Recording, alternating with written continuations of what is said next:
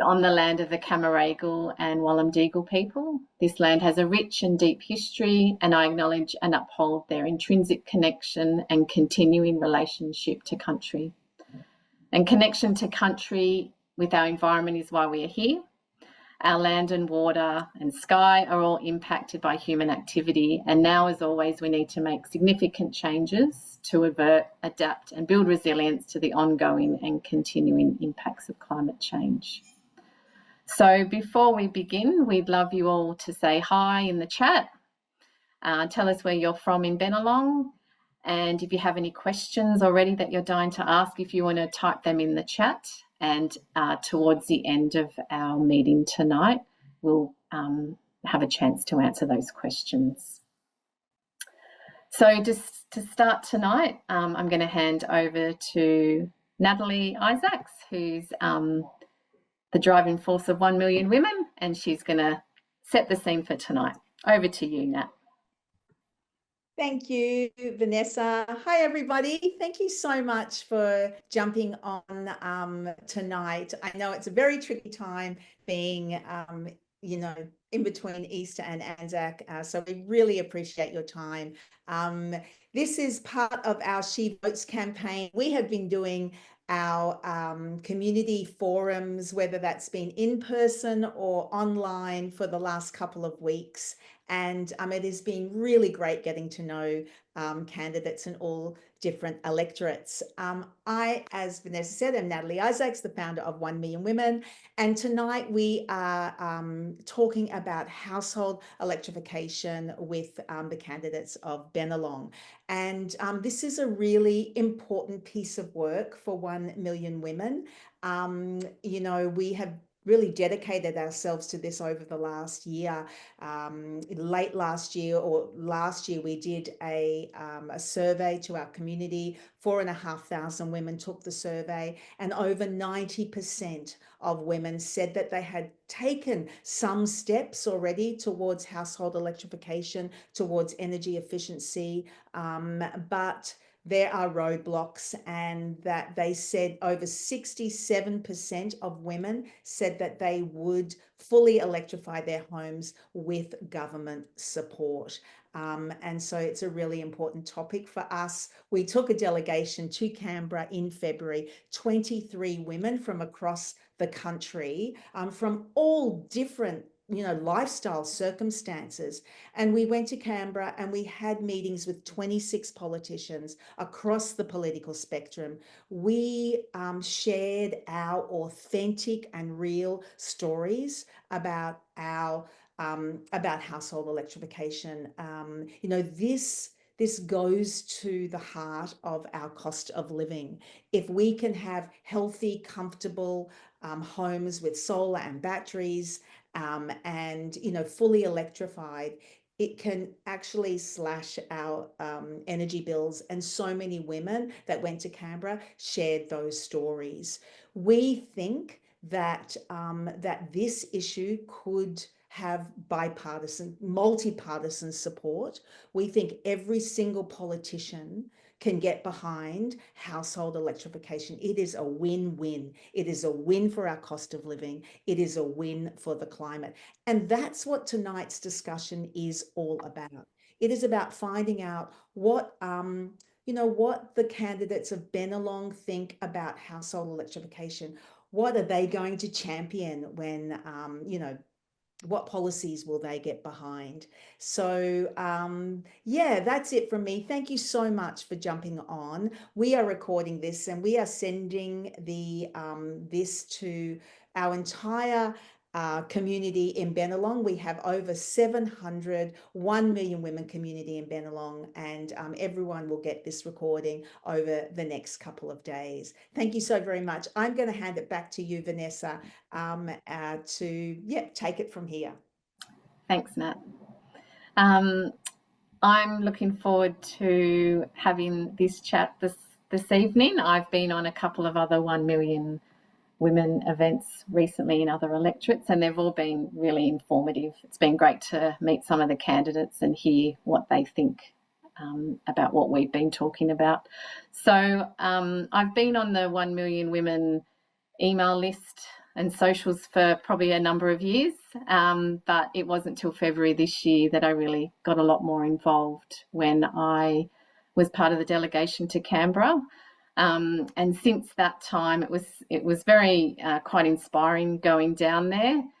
We were able to talk to so many different MPs about our policy ask, and I was able to meet other women from around Australia that I felt like I had quite a good connection with. They all came from different walks of life, but all had a similar goal in mind, and I felt it had a lot in common with them, even though we're from very different backgrounds. So so since that time, even though I've always wanted to do a lot with climate action and looking after the environment, I think I'm a lot more driven now because I've got a great community behind me. I know there's a lot of great connections there. So I'm looking forward to having this forum tonight so we can find out more for our voting, which started today and over the next few days. So tonight we've got, so before I start, we did invite all of the candidates in the Bennelong electorate. We had 4 accept our invitation, and we're very grateful to have these 4 here tonight with us. So I'm just going to introduce them in alphabetical order. So we have Adam Hart from the Greens Party. We have Barry Devine from the Hart Party, Jerome Laxale from the Labor Party, and John August from the Fusion Party. So thank you all for coming tonight. We really appreciate that you've made the time to come and talk to us as members of Bennelong. So tonight I'll be asking questions to all of so the same questions to all of our candidates, and it's not intended to be a debate. So candidates are asked not to rebut verbally when someone else is speaking. This will just help us stay on track as we have many questions to get through. If you, members of the community, have any questions for our candidates, please pop them in the chat. If it's for a particular candidate, make sure you put their name in there so that we know when we're asking the questions towards the end that we know to direct the question to that candidate first, and then others might like to respond as well. If they want to, just by raising your hand, then we can unmute you. So we're just going to, the first question I'm going to ask, so for our candidates, if you can try and keep your responses to around a minute-ish, just so we can get through them all. If it goes over till 2 minutes, that's okay. We just want to ask you to give us a short introduction about yourself. So we'd love to know what made you decide to running this election, maybe something that you can share that surprised you about being a candidate running in this current electoral campaign. We'd love to hear that as well. So I'm just going to randomly pick an order. So we might start with John, if that's okay. So why did you decide to run in this election? Tell us a little bit about yourself and anything that surprised you for the 2025 electoral campaign. So over to you, John, to start. Well, I can only say I've decided to run this election because I've probably run in the last 3. Certainly a lot of times for the Bennelong and once for the Senate, though obviously it was living in North Ryde. And I guess I've had a long time interest in issues of injustice, of intellectual property, the sort of things that drew me to the Pirate Party. But I suppose, like a lot of people, you get frustrated about not being heard. I think my political history, I might say, is all the letters to the editor that I wrote that never got published. So that's the way I'd summarise sort of my position. But I think I'll say 2 things that surprised me this campaign. One was that it was actually good candidates forum so far, where us people in the minor parties were given a look in, while in the past it was very strongly all the questions were directed to the 2 majors, and the questions seemed to be more directed at undermining them rather than genuinely, I guess, engaging with what they had to say. another thing I found a bit more surprising this time around is just how polarised the commentary is. It's politics was always a bit of a vicious game, but it's gotten even worse lately. I suppose I noticed that. Thank you, John. Jerome, if we can hand it over to you now. Thank you, and thanks for organising tonight. Really important part of elections is to have these forums. Been to every one so far, and I know a few others online have as well, but can't be said of everybody. I'm running again, I guess, because I'm the incumbent, and I've also got a lot more to give. Like, we're not done with the reforms we need to make, particularly on the issues that 1 million women care about: electrification, climate change, environmental protection. These are things that I'm really, really passionate about and have been for a very long time, not only in my role as a federal MP, but also as mayor of the city of Ryde and a councillor for so long. I want to see progress in this, and we know the choice at this election on these issues, and I have to be there to continue progress on climate change, on electrification, on our energy transition.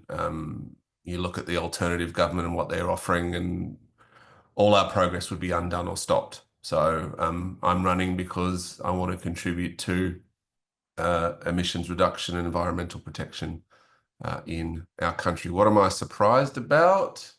I'm surprised at how big Bennelong is now. Like, it goes from Eastwood all the way to Chatswood, all the way down to St Leonard's. It's massive, and it'll be a big job for whomever is successful, and a really great community, but really, really big, really diverse, and not obviously some country seats are a lot bigger, but for a city seat, it's very big, and it'll be a big job for whoever wins in a couple of weeks. Right, thank you, Jerome. Barry, I'll hand it over to you. Okay, I'm not a career politician. I've worked in IT for 40 years, telecommunications, and I've done a range of jobs there. Why I ran is because I think people need an alternative to the majors. I think the majors have lost their way a lot, and they don't represent the people. I'm here to represent the people who vote for me and listen to their concerns and represent their concerns along with what's best for the country. What surprised me is the amount of waste that goes into each election campaign. If you go and have a look at the pre-poll, it's just littered with core flutes, plastic that's going to end up in the rubbish heap. And flyers. Do we need millions of flyers to be given to every single person that goes in? My suggestion is that we have limited to 6 core flutes per candidate, and then we have the how to vote cards in the polls itself, and then we don't need to waste everyone's time and all the resources. I care for the planet, which is the flora, fauna, land, air, and sea. And and I've got a lot of alternative ideas to saving the planet. Climate change, I've heard some alternate views on, and I'm not convinced that the public advertised views are necessarily right. Thank you, Barry. Thanks for that. And last for now, Adam. Hi, and thank you, Vanessa and Natalie, and the rest of the 1 Million Women community for organising tonight's forum. So yes, I'm Adam Hart. I'm running for the Greens Party, and I'm talking to you today from Camaragal land. This land has never been ceded, always was, always will be Aboriginal land. For those who don't know, I'm also in the area known as Lane Cove for the rest of us. So tonight I'm speaking, I'm running. The reason why I'm running is, look, I've been working in the community services sector for well over 10 years now, and I can't think of any better way to continue doing that great work and thriving on that altruism than doing it on the national stage and representing everyone in the Bennelong electorate. when it comes to serving the community, it is the reason why I get out of bed. I love meeting with other people, hearing exactly what they need to thrive and survive in this cost of living crisis and to get what they need.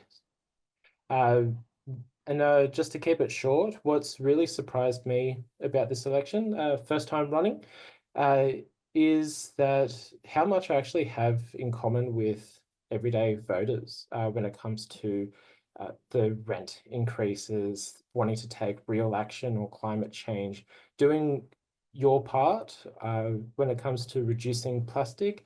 I'm personally on a anti-plastic crusade in my own home, replacing everything with glass, stainless steel, whenever the time is right for those new things to be replaced. And, I can't think of anything better than to support others in doing that. I've got so much in common with the everyday voter, it turns out. That's great. Thanks, Adam. Thanks, everyone. That was great to hear. So I've got our second question for tonight. So cost of living is a major issue for Australians at the moment, and we know that this is linked to the increasing impacts of climate change. We know that Australian households could save $2,000 per year on their energy bills by transitioning to an all-electric home with solar and batteries and for EV purchases. Not to mention there are a lot of health benefits to electrification.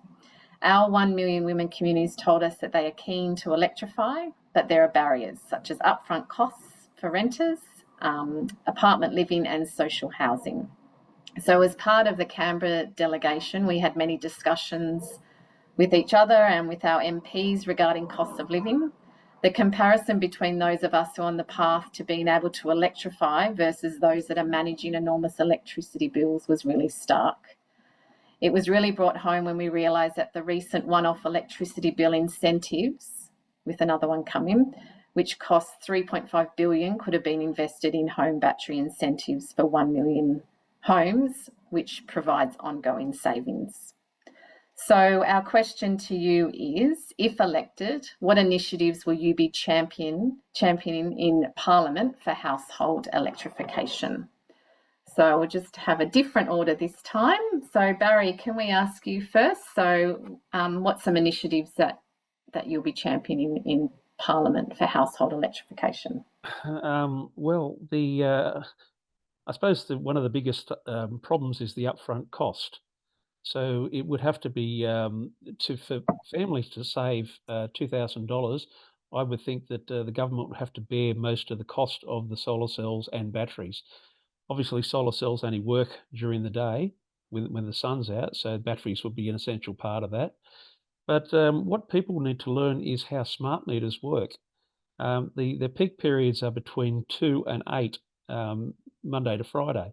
So when people run their high energy devices, such as their washing machines and dishwashers, that they should have some education on running it at night when the power bills are low, because the peak cost of smart meters is about 3 or 4 times the shoulder and the low rates. People also need other education on using electricity, such as I've noticed for years that when people have a cup of coffee, they fill the coffee kettle right up for one cup that is the 1 or 2 inches off the bottom. So why spend the time and the electricity to heat up that whole jug of water when they're only having 1 cup of coffee? There's a whole lot of things that in education that people can learn to save money. But I just think, education, and they would need to for solar cells and batteries, because batteries are about $5,000 each from last time I was quoted. Also, solar cells need to be replaced after a while too. So, like, I've had solar cells for 13 years, and I think the output of them is getting low. So the cost of replacement of solar cells is a big issue, I think. Great. Yeah. Thank you. Thanks, Barry. Jerome, if we pass it on to you now. I think the question was, if elected, what initiatives will you be championing in Parliament for household electrification? Yes. I would say all of them. This is something I'm really passionate about, and at particular at this federal election, we have a really exciting policy announcement. We're going to roll out a $2.3 billion cheaper home batteries program from the 1st of July, which will reduce the cost of a typical battery installed by 30%.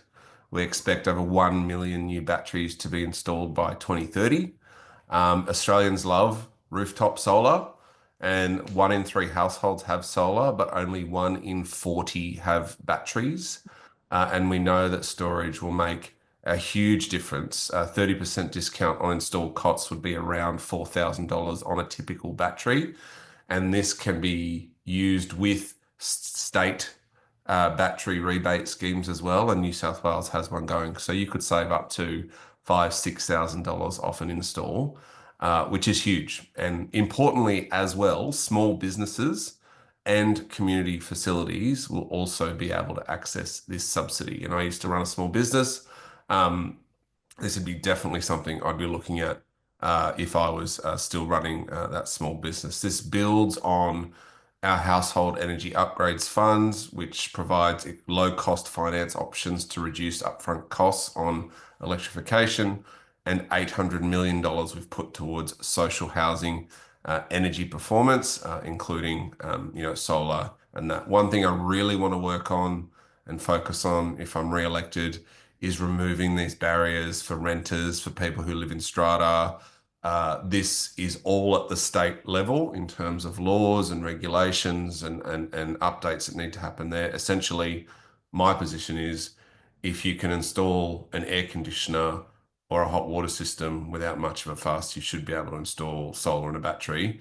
And that's just not the case right now. And renters and people who live in apartments and people who live in villas and townhouses just don't have the same access that single dwelling households do. So that's about it in 1 minute. I mean, I could talk about this for 2 hours, but I'm very keen to see more happen in a re-elected Albanese Labor government.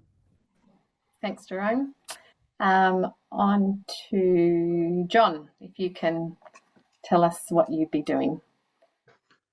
Okay, well, yes, one of the things is to increase the number of batteries around the country because, of the power companies, they do actually have a thing they call a virtual power plant where they'll actually hire the use of your batteries and combine them all together.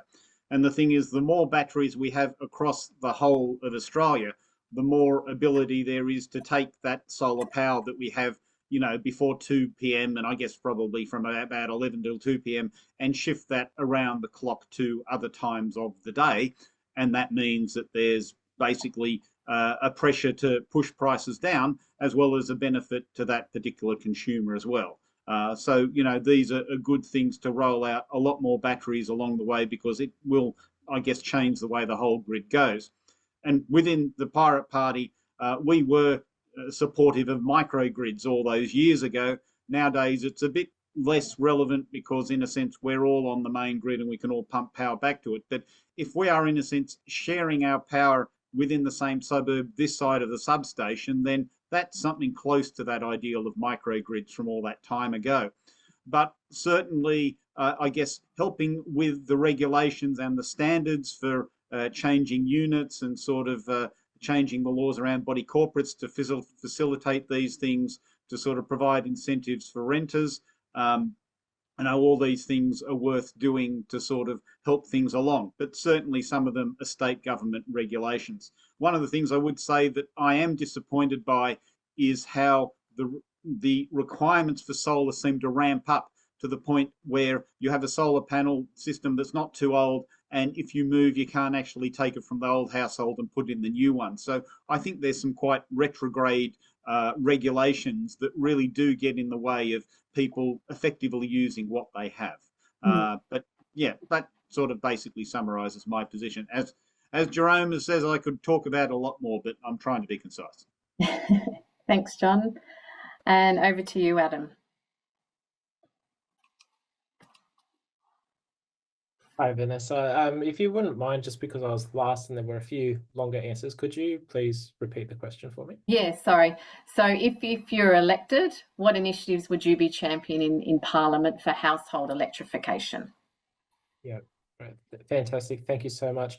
So, it was just recently announced the Greens have a plan to invest over $10 billion through the Snowy Hydro project to have solar panels put onto renters' homes.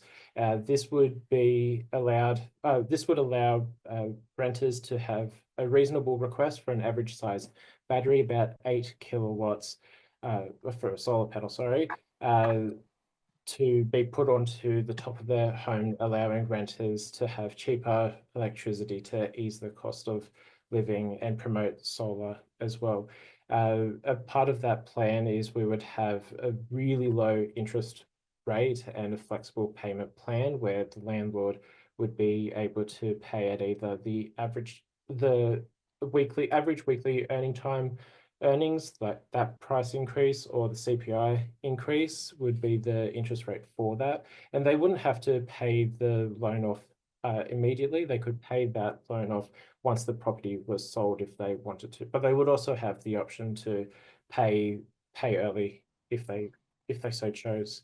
This would be one part of bringing down the cost of living and promoting solar.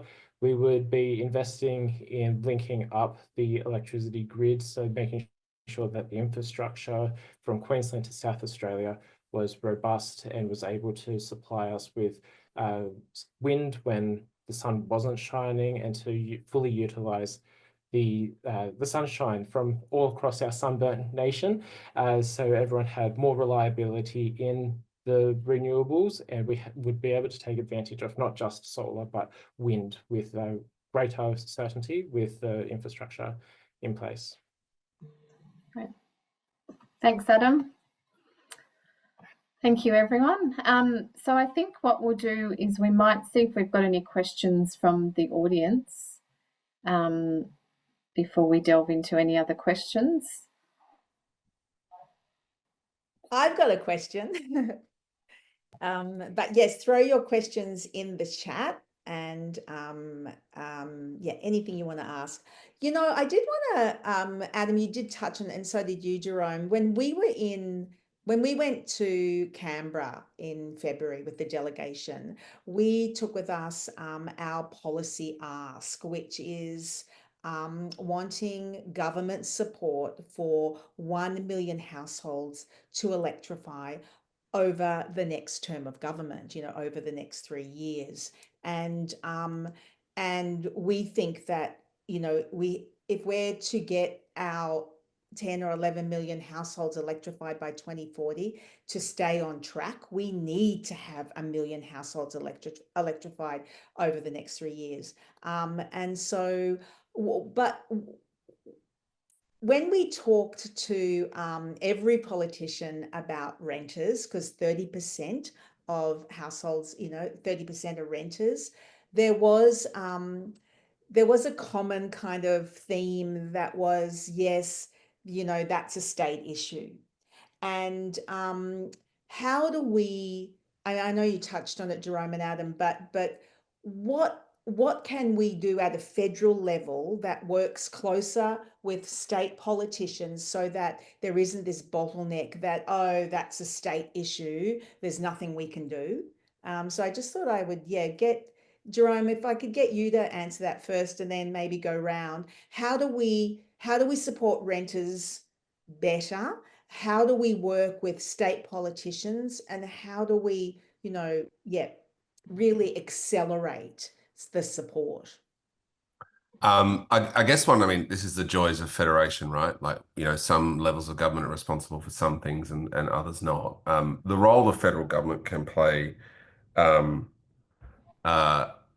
in this is to bring all the responsible ministers together, just like we did on housing and planning reform and renters' rights reform, which we did early on in the term. And I caveat this by saying that much of this work might already be happening. It just hasn't sort of settled down, right? But I think the way to get this done would for this federal government to play a role in bringing responsible state ministers together and work through some of the and find common ground. Like I'd imagine there'd be common ground amongst the states and territories in this, and some states would be doing better than others. I think there's been some reform in New South Wales in terms of strata, but it's still a problem. So I think that'd be the quickest way of doing it. That could either be done by the responsible federal minister, or they could task that out. But yeah, it would just need to become, a specific job of the minister to try and bring these states together. I would encourage 1 million women to really pressure state governments to get reform here. Like, it's costly to get bylaws written into strata. You then get into roadblocks with some stratas having ideological opposition to renewable energy being installed on common property, which doesn't exist for an air conditioner, for example, right? So there's just this, it's just absurd, and reform needs to happen. And I think that's the quickest way would be if there was a leadership role for the federal government, but it's not something that we can legislate in and out, just like, many other things.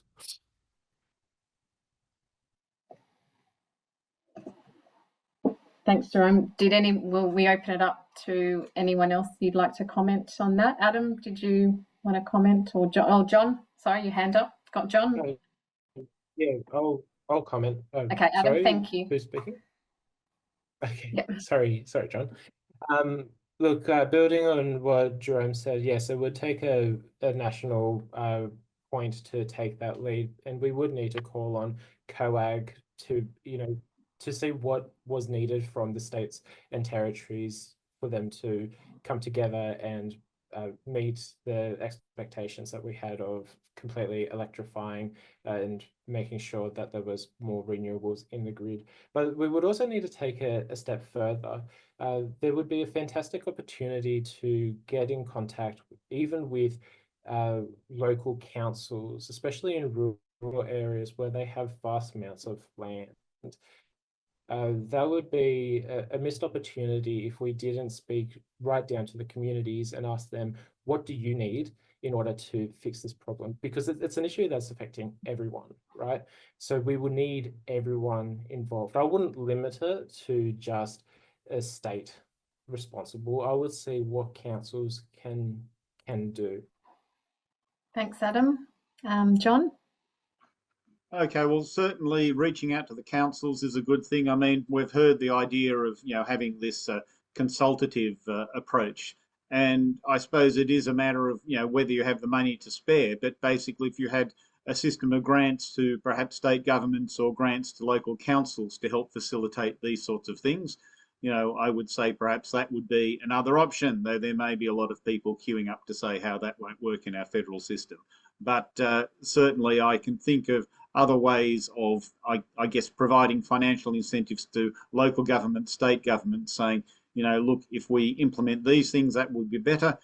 Certainly, as Jerome says, if we change the attitude that people are a lot more relaxed with it, that would be lovely. I guess I'm not sure about how to achieve that, but that's my thoughts on that topic. Thanks, John.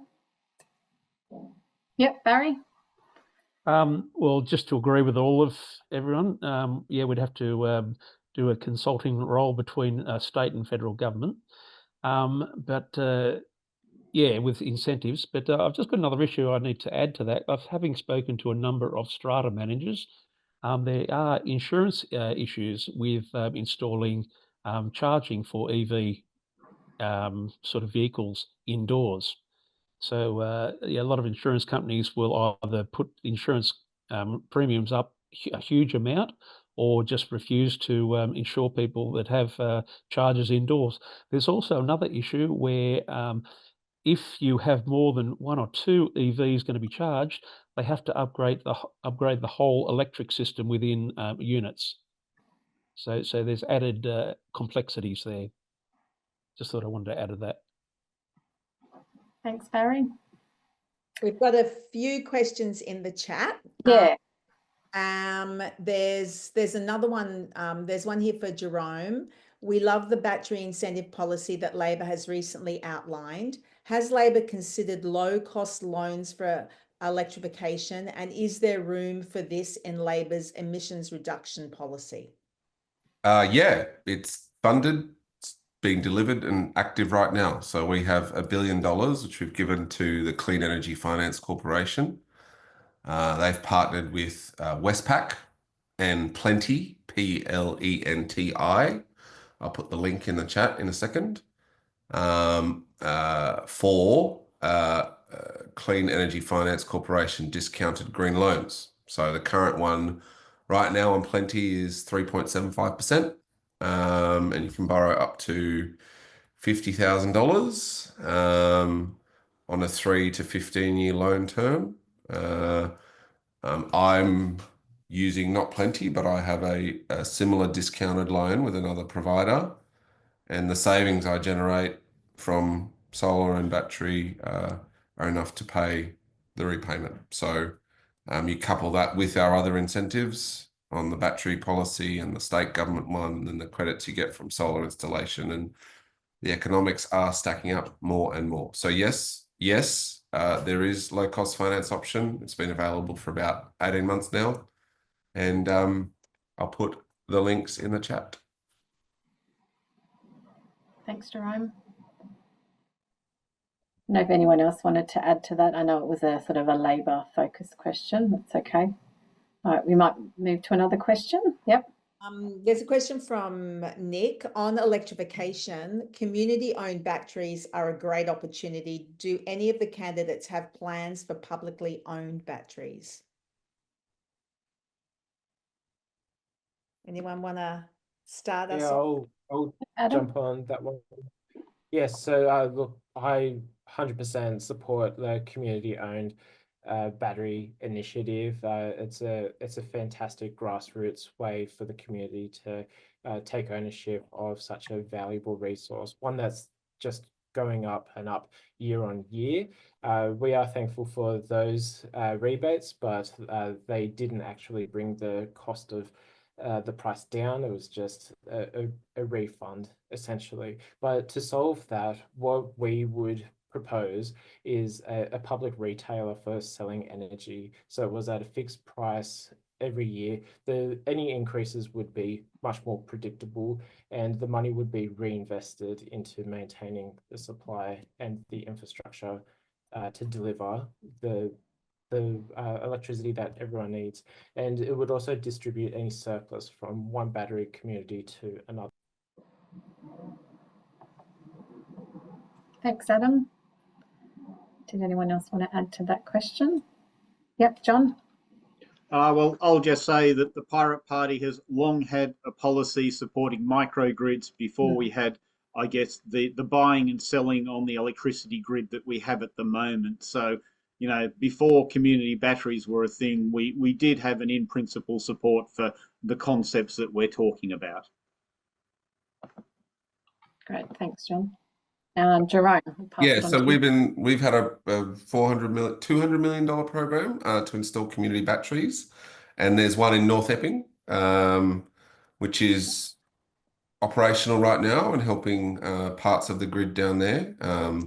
Also trialing a storage as a service model, which is really exciting. I think that's where the continued the biggest uptake of community batteries will be through storage as a service, where if you think about when you buy, you know, 5 gigabytes of Dropbox storage or extra storage on your iPhone or extra storage on Google, you can do that for energy. Have a big grid scale battery, you know, in the regions, and then or anywhere, and then buy 10 kilowatt hours or 5 kilowatt hours or something like that to store power. That's really exciting. So that's happening. Round 2 of the funding is ongoing, and I think more and more community batteries are being installed. So yeah, we see them as an important part of the grid. You know, we've spoken about community batteries, but we've also got the potential to have gigawatts of storage in our driveway. You know, we've just released the Australian standards for vehicle to grid technology. That is the next phase in energy transition, where the car that sits in your driveway can power your home and store cheap energy, and then you use it when energy is expensive. So this is all happening under the current government. It will continue to happen if we're re-elected. And we know, well, that's at risk with the alternative, $600 billion on nuclear, which is incompatible with everything we've been talking about tonight. Yep. Thanks, Jerome. I do have to leave in a couple of minutes. I'm sorry, team. I've got another commitment. That's okay. But I'm happy to, if there's Can you any other squeeze- questions, yeah, people can send. Can you squeeze one more question in? I'll get you to answer it first and then go round. Can you squeeze one more in? Sure. There's, and this is something that we work really hard on, is how do we get multi-partisan action on climate change? We are now on track to reach 3 degrees warming. So how do we get greater climate action without politics getting in the way? In much the same way that there was global change on CFCs once these were identified as a global environmental problem. I mean, yeah, big question, but it'd be great if you could all answer it. Sure. Look, I would have thought, it'd be great to get an answer from the Liberal candidate. And he's not here tonight, right? Like, this is the opposition of the Liberal and National parties to, meaningful and consistent action on climate change is a political decision. They've made that decision because they think they either don't believe it or they think that there's votes in it, right? And I think that's ridiculous. It's a decision that they've made. You thought they would have learnt their lesson at the last election. Many referred to that as the climate election, but I think increasingly this election is a real opportunity for voters to say, we want governments that take climate change seriously, and we want governments that will help us on the renewable energy transition. I think the only thing that the Liberal Party and National Party will react to is an absolute thumping at this election. Nuclear energy is incompatible with the renewable energy transition we're going on. And we know that it will, increase emissions by 2 billion tonnes. If they get an electoral thumping, then that will give them cause to rethink it. But I think that, you would have thought they learnt their lesson 3 years ago, but they haven't. And in many instances, they're worse. No 2035 target, extending the role of fossil fuels in our energy generation, climate skeptics, almost in every office in Parliament down there. Like, it's absurd. And they need a wipeout. But then also, how do we stop approving gas projects? We need to change environmental laws. We're operating on the same laws that we've been working on for 25 years. And we need to upgrade those laws. Something you would have read about with the EPA and environmental law reforms that tried to get through in 2024, didn't make it through. We've had recommitments to that, something I've been very passionate about and vocal about. So we are the first government in Australian history to refuse a coal mine.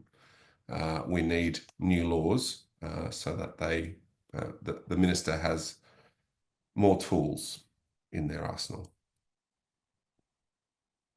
Thanks, Jerome. Okay, thanks, team. And sorry I have to run. Appreciate the opportunity. Thank you. Thanks.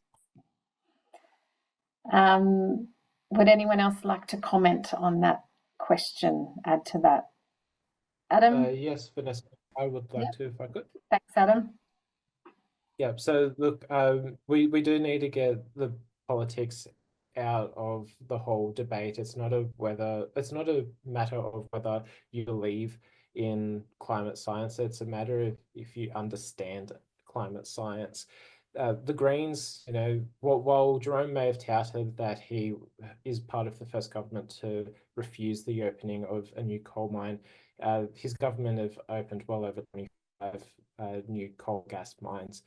The Greens, for decades now, we've been lobbying against the opening of new coal and fossil fuel mines.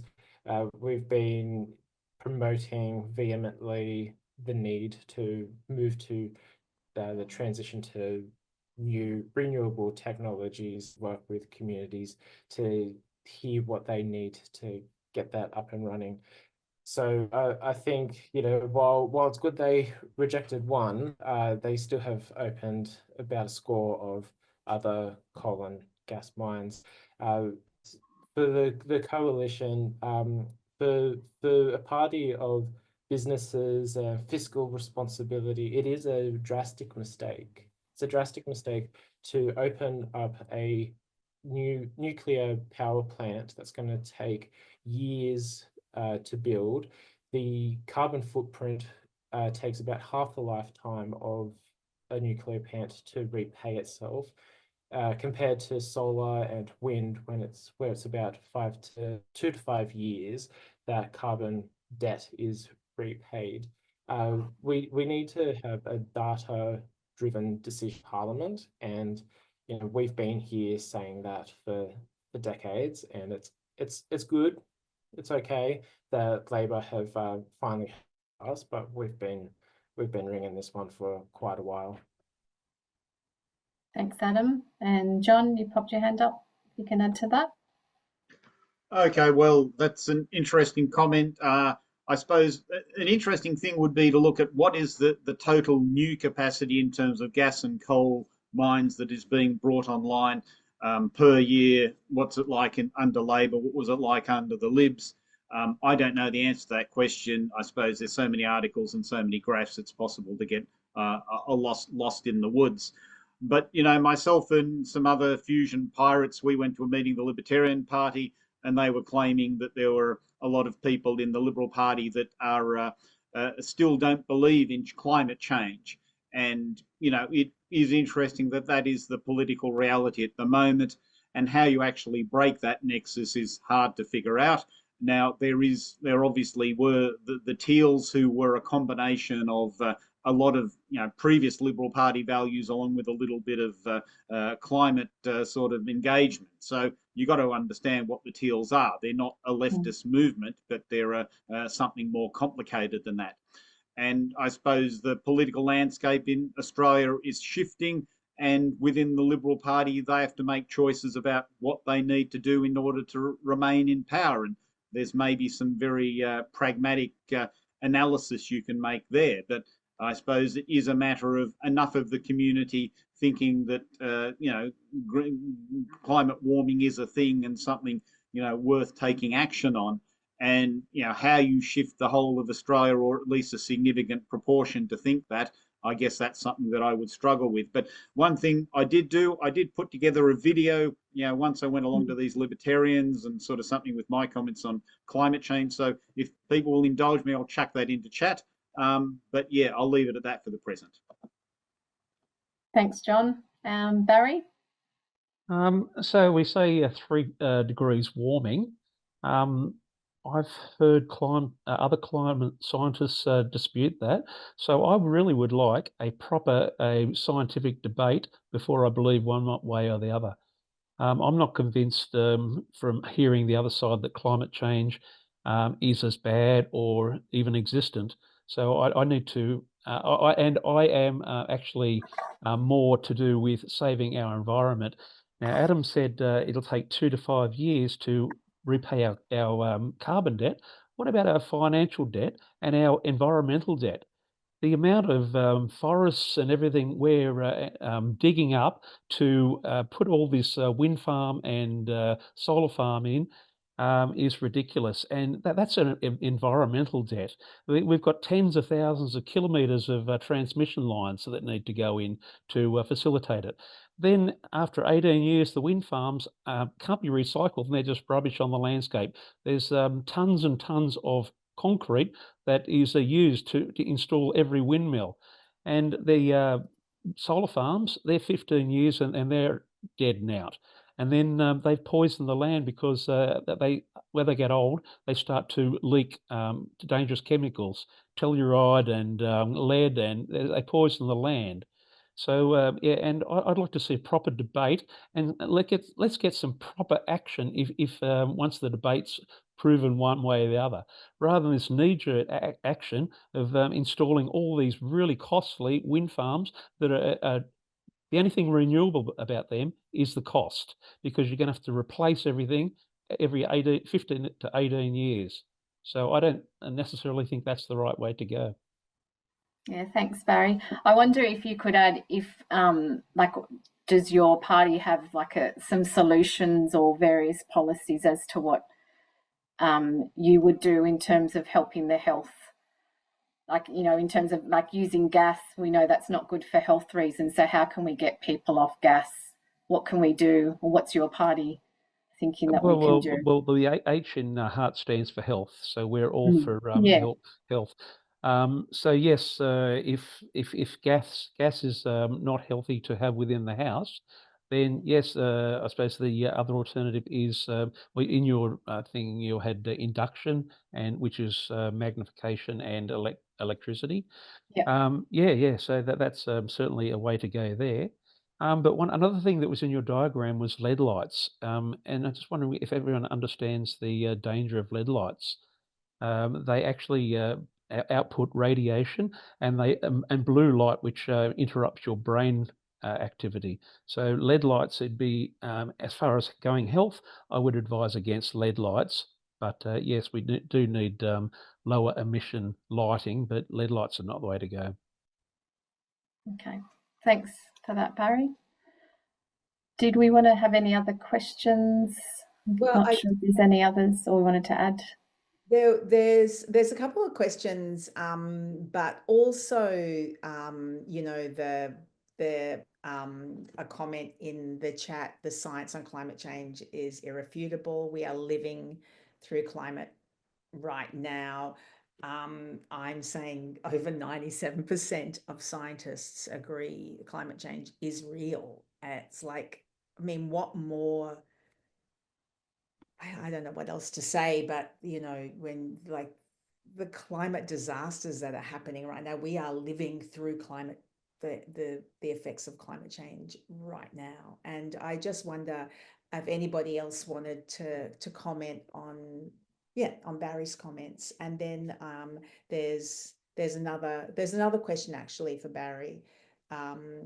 Does your care does your care of the environment extend to gas fields and coal mines, fracking, our water supply, seismic testing on whale populations and all other sea life, remediation on the of old coal mines? Yeah. So it's just, you Yeah. know, No, sorry. yes. I mean, yeah, if you can answer that question. Yeah, no, I'm not for fracking. I know it poisons the water table. So what was the other part of your question? 97% of scientists. Well, to me, that means like when they do advertising on TV, they say 9 out of 10 mums recommend this cereal or whatever. So they interview 10 and 9 of it say, is that a fair figure? I'd like to find out where that 97% of scientists and who was interviewed. So I don't know whether that's a fair figure or not, or whether that's just a selective figure. And what was the other part of your question? Sorry. Oh, it was the question was, if you care, if you are caring for the environment, then does that extend to gas fields and coal mines and fracking, and you know, all the things that are affecting the environment? Okay. Well, yeah, as I say, I answered the gas question, but the coal mines, are the coal mines going to shut down? All we're going to do is to send the coal to China to be burnt. So we're not going to do the gas is not going to stay in the ground. We're just going to sell it to China as a cheap energy, and we're going to be left with the expensive energy and the destruction of our environment to create this expensive energy.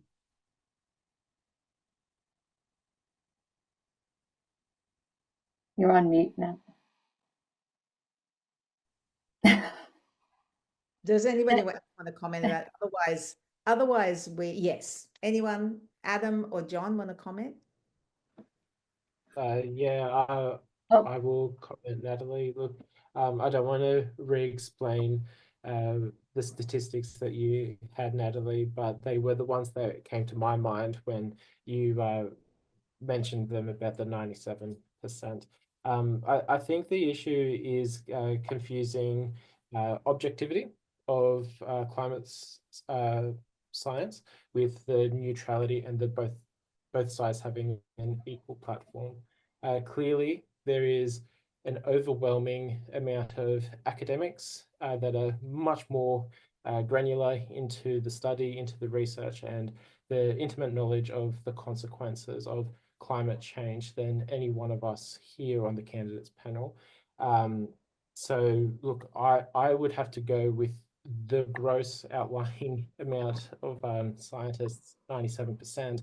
It's a hard number to cherry pick and say that they are right on the money. When it comes to moving towards the renewable transitions, look, land clearing is definitely an issue. That's why we are opposed to doing it in forests and finding sustainable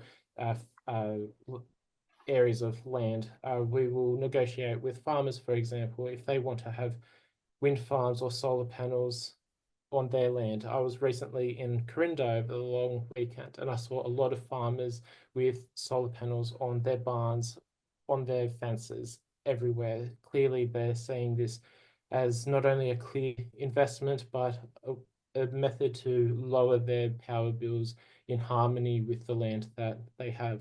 We have an entire coastline surrounding our whole country that we can put wind turbines on, so they are not on the land if we are ever short on space in this country. And additionally, the transition to renewable energy, I see as a national security issue as well.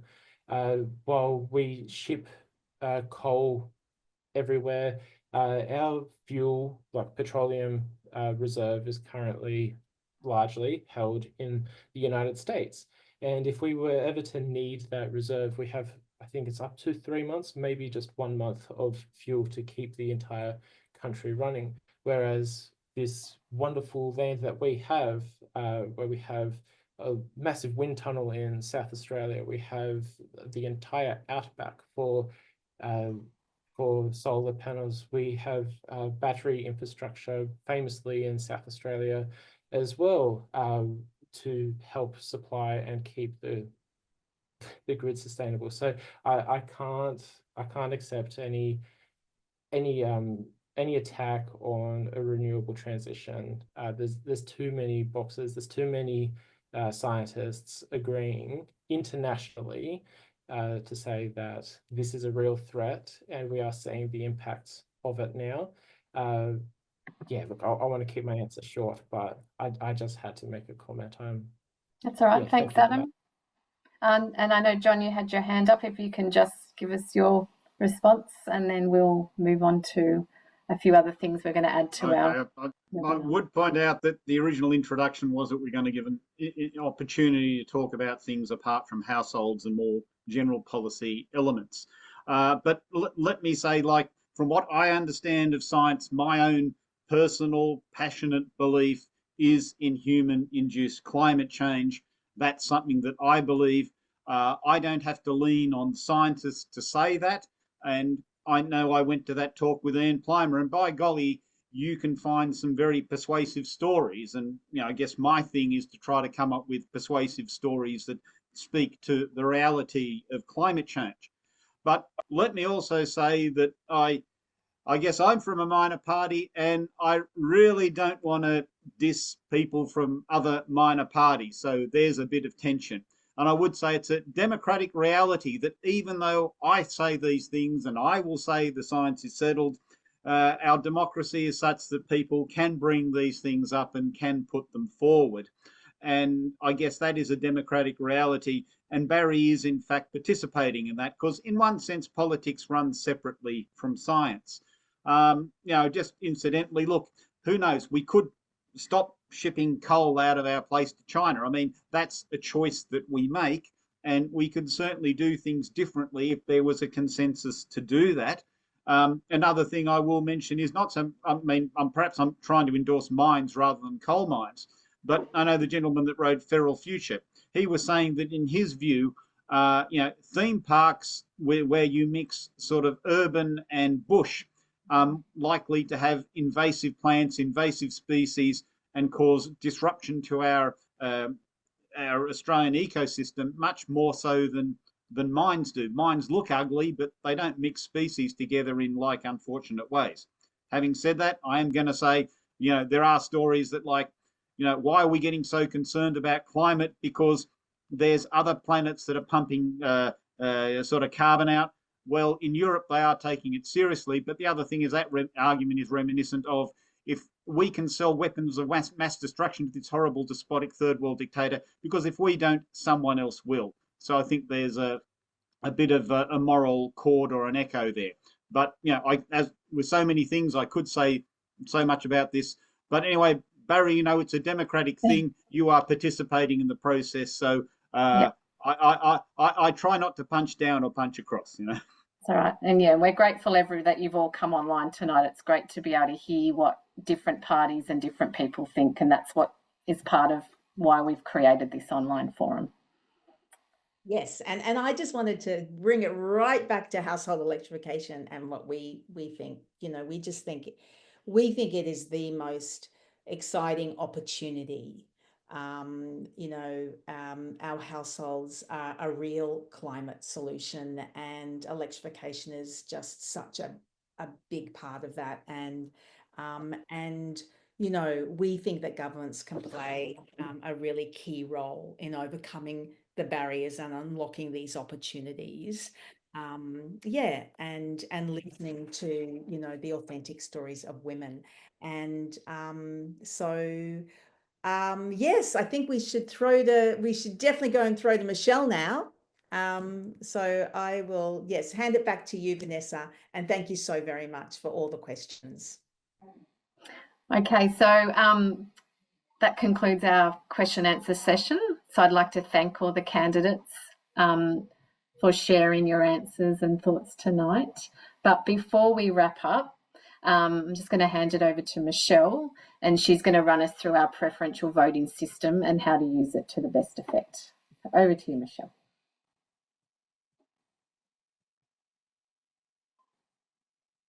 I just wanted to again thank all the candidates for coming. It's fantastic to take the time out of campaign, especially on the first day of pre-poll. One of the things we have been doing at the end of our sessions is just talking about preferential voting and how people can best use their preferences to vote for climate. So all the issues that are really important to you. So for most of us, it's been a long time since we were at school. So it's really good to do a quick recap on how our voting system actually works and why preferential voting is one of the strengths of our democracy and really stops us going down the same road as somewhere like the US. So because voting for a third party is it's not, you can't waste your vote with preferential voting. So I'll just quickly talk about that. So in Australia, we have different rounds of voting. The first round, everybody's first preference votes are counted, and the person with the least amount of votes is eliminated from the competition. So what happens if you have voted for the person that's eliminated, then your number 2 vote then gets redirected to the person that you placed second, and all the people who voted for the eliminated candidate, their number 2 votes get redirected and flow on to the person that they chose second. So their vote's not wasted, it just flows on, and that happens for each round until one of the candidates gets over 50%. So it's really important. I am a climate voter, simply because I believe climate underpins everything, cost of living. You know, there can be no long-term solution without fixing the climate crisis, or at least doing everything we can to eliminate, to reduce the damage that we're doing. You know, at the moment, every 100th of degree of warming matters for the future that we're leaving for future generations, and also actually for us that we're experiencing those impacts now. So voting for climate is something you can do if climate is important to you. So what you would do is put number 1, the person with the strongest climate policies, and then if they don't get in, then your preference will flow onto the next person and the next person until it gets to somebody who will eventually go on to win. If there's somebody who you really don't want to get your vote, put them last. So and that way your vote will never get done to them. So that's really good to remember as well. Is there any advantage in voting for a minor party that is not in the race for that electorate? There's some really good reasons to vote for a minor party, and that could be that you're sending a message to the major parties that that issue is important in that electorate. So if climate is important to you, by voting for a climate candidate who may not get in, you're sending a message to the person that does get in, and that may actually help them to take stronger climate action in the future. And the other advantage to doing it is that for each number one vote, each of the candidates gets paid a certain amount of money. I'm not quite sure what it is at the moment, but for minor parties who are often self-funded or have very limited funding, it can help them actually mount a bigger, a better campaign next time on climate. So there's some good reasons to do it. So yeah, there's also a fantastic resource called, Build a Ballot that I think we're going to pop it into the link. We've got it to pop in the link. So you can just answer a short questionnaire and it will match you up with the candidate that's most suited to your answers on the policies. So how you want action on different policies, then they will match them up with a percentage, and you can choose which preferences go from there based on that match. So it's a great resource, and you can also click on each of the candidates and see what their actual policies are on the issues that matter to you. So yeah, fantastic easy way to vote. Take a screenshot, take it into the vote when you go to vote, and your preferences are all there lined up. And that's one more thing I wanted to say. When you go in and you're handed a how to vote card with everybody with their preferences written down, their suggestions only. Nobody controls your preferences but you, so you have that choice. You know, parties can do and candidates can do preference deals with each other, but in reality, it's in your control. You decide your preferences. You can go with their suggestions, but you don't have to. It's up to you. So that's it. Back to you, Vanessa. Great. Thank you very much, Michelle. Hopefully that was informative for everyone. So I'll just start to wrap up tonight. So if you'd like any more information on what you've heard from the candidates, please check out their websites. They've all got websites where their policies are, and you can find out more about where they stand on climate after what you've heard from Michelle. So we also encourage you to all get involved. Active democracy is important, especially now, and your voice is powerful. So we're running the She Votes campaign, and through this campaign we're hoping to get more people involved in raising their voice on climate and the fact that we need clean, affordable energy now. And so what we're asking is from you is to have conversations with 10 other people around you, women, men, whoever you can talk to, and ask them to have conversations about how they're going to vote for climate, how they're going to vote for our future. By doing this, that we can really make an impact on the outcome of the election, and also just voices in Parliament, voices of those people that will be in Parliament for us in the next term. So in the coming days, this recording will be shared with you. So feel free to share that on with anyone else, and just have a look at the She Votes campaign on all our social media as well. And if you aren't involved with 1 Million Women, please sign up, and you can find out what else you can do over the next time of us still working on climate action. So thank you, everyone. Can I just jump in and say thank you so much, everybody. Thank you so much for being part of this tonight. Thank you, Vanessa, for being such an awesome host there in Bennelong. Thank you, Michelle, as always. And thank you so much to the candidates. Thank you for taking your time to be with us tonight. And okay, I'm just going to get you to do one last thing. If you can, I'm going to put you all back on gallery mode. And if you can, just for one moment, go off put your videos on so we can all say goodbye, and so I could take a screenshot of you all, and I can do a really lovely social media post. So yeah, if you can all jump onto your videos so I can take a really nice screenshot. All right, not everybody. Come on. Come on, there's only a few more. Thank you, everybody. You need Really to lovely. unpin people. You need to unpin people. Oh, do I? Well, No, I think people have to do it themselves. But anyway, that's enough. I know it's late. Thank you so much. Thank you. Really appreciate it. And Thank you. yeah, if you're on holidays, safe travels, and see you again soon.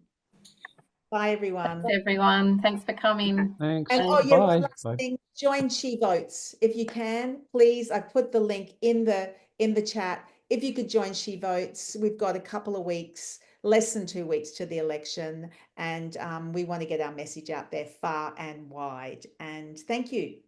Bye-bye. thanks, everyone. Thanks for coming. Bye. Appreciate it. Bye. Thank you.